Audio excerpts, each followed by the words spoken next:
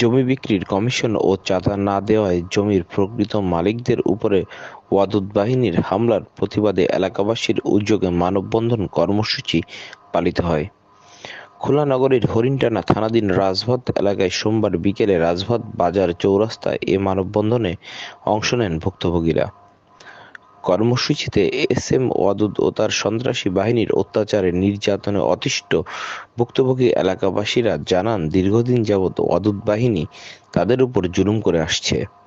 এলাকায় কেউ জমি বিক্রি করলে তাকে প্রতি শতকে 20,000 টাকা চাঁদা দাবি করে হুমকি দেয় ওয়াদুদ, আর চাঁদা দিতে না পারলে তাদের উপর নির্মম নির্যাতন চালায়। এরই ধারাবাহিকতায় মনু তালুকদার নামে এক যুবককে জোরপূর্বক হাতুড়ি দিয়ে পিটিয়ে অপহরণের চেষ্টা করেও ব্যর্থ হয় এবং মনুকে ফাঁসানোর জন্য উল্টো মনু তালুকদার সহ তার পরিবারের সদস্যদের নামে একটি মিথ্যা মামলা দেয় ওয়াদুদের ছেলে এনাম আহমেদ। মানববন্ধন কর্মসূচিতে উপস্থিত এলাকাবাসীরা প্রশাসনের কাছে ঘটনার দোষীদের বিরুদ্ধে শাস্তির দাবি জানান।